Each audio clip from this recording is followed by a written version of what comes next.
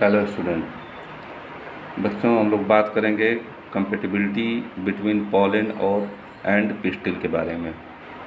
Compatibility का मतलब होता है कि सूटेबल टाइप का, यानी राइट टाइप का हम लोग बोल सकते हैं कि क्या राइट टाइप का पॉलन ग्रेन राइट टाइप के पिस्टिल पे लैंड हुआ है कि नहीं।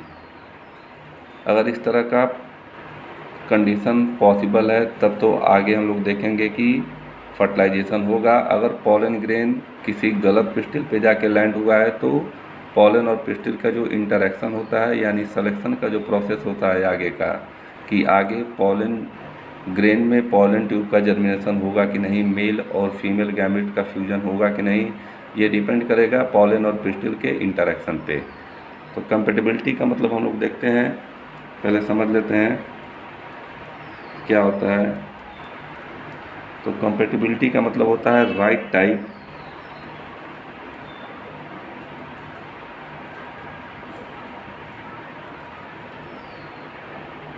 Of pollen,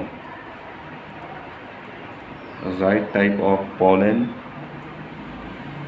land on the stigma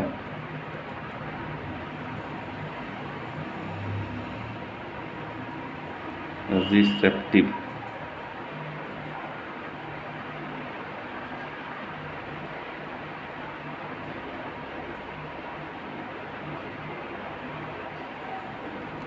इसको हम लोग बोलते हैं कंपेटिबिलिटी।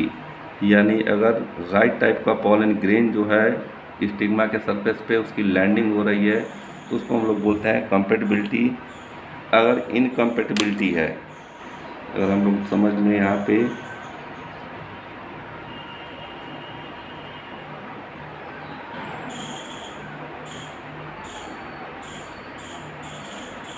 इनकम्पेटिबिलिटी का मतलब क्या हो गया कि रॉन्ग टाइप का जो पॉलन ग्रेन है, यानी रॉन्ग टाइप ऑफ पॉलन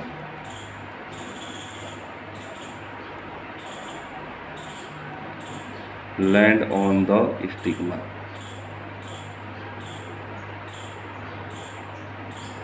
इसको हम लोग बोलते हैं इनकम्पेटिबिलिटी। अब हम लोग बात करते हैं अगर कंपेटिबिलिटी पॉलन और पिस्टिल का इंटरेक्शन हो रहा है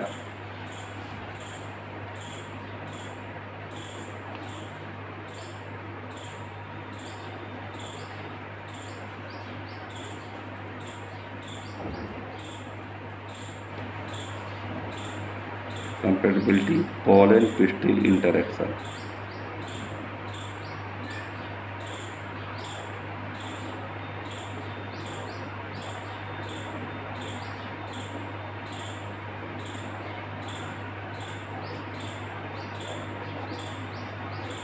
इसमें क्या हो रहा है कि हम लोग देख रहे हैं अगर राइट टाइप का जो पॉलन ग्रेन है स्टिग्मा के सरफेस पे उसकी लैंडिंग हुई है तो उस कंडीशन में क्या होता है कि पिस्टिल जो है एक्सेप्ट करता है पॉलन ग्रेन को।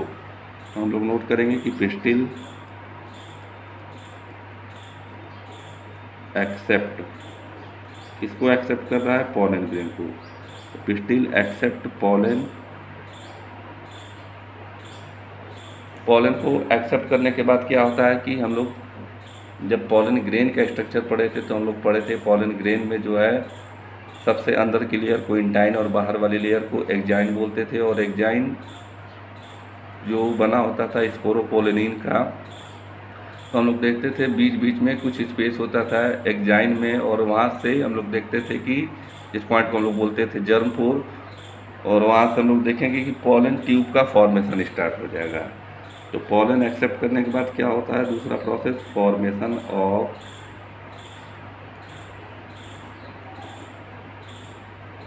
Pollen tube. पॉलन ट्यूब का फॉर्मेशन हो गया। अब पॉलन ट्यूब क्या करेगा, पॉलन ट्यूब पहुंचेगा कहाँ पे, ओवरी के पास, रीचेस ओवरी।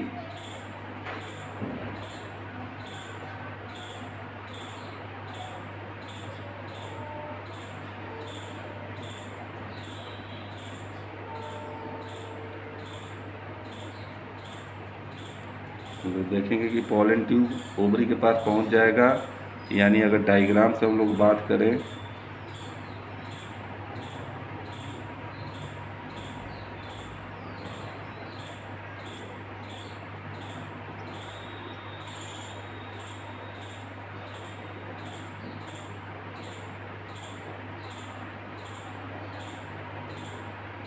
तो हम लोग देखेंगे कि जो पॉलन ट्यूब है ये ओवरी के पास कैसे पहुंच रहा है। यानी पॉलन ट्यूब ओवरी के पास पहुंचेगा और यहाँ से जो पॉलन ग्रेन है, pollen grain move into pollen tube में हम देखेंगे कि हमारा पॉलन ग्रेन जो है इसी पॉलन ट्यूब के थ्रू मूव करेगा। पॉलन ग्रेन, तो पॉलन ग्रेन मूव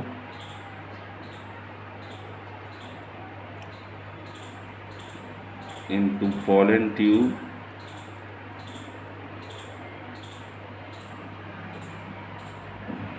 और लास्ट में ये पॉलन जो ट्यूब है इंटर कर जाएगा कहाँ पे, ओव्यूल के अंदर। हम लोग देखे थे कि ओव्यूल में दो एंड था, एक माइक्रोपाइलर एंड और एक चलाजल एंड।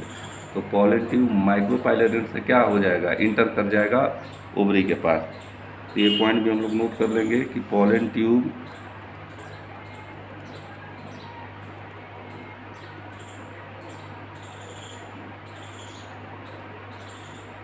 इंटर ओव्यूल इस पोर्शन से थ्रू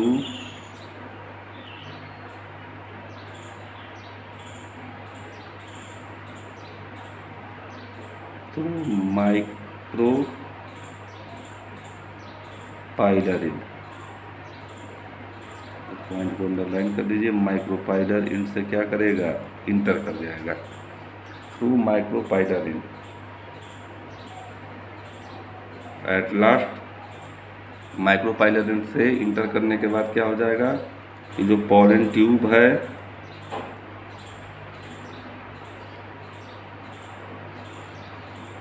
इंटर करेगा कहाँ पे, हम लोग देखे थे कि एम्ब्रियो सेक के अंदर सेल का अरेंजमेंट हम लोग देखे थे। तो एंटीपोडल सेल चलाजल एंड की तरफ था और एक ऑपरेटस में एक सेल था और दो सिनर्जिक सेल थी।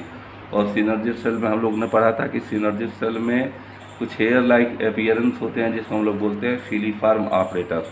तो पॉलन ट्यूब जो है इंटर करेगा सिनर्जिड में, इंटर सिनर्जिड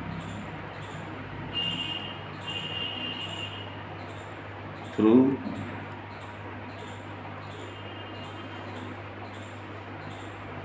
फिलीफार्म ऑपरेटर।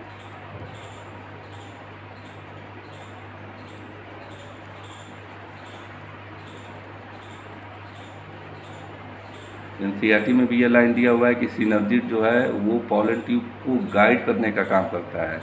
तो सिनर्जिड के थ्रू इंटर करेगा, एट लास्ट क्या हो जाएगा, वहाँ जो मेल गैमिट है फ्यूज हो जाएगा फीमेल से, यानी इसी पार्ट में क्या हो जाएगा, फर्टिलाइजेशन टेक प्लेस या फर्टिलाइजेशन अकर।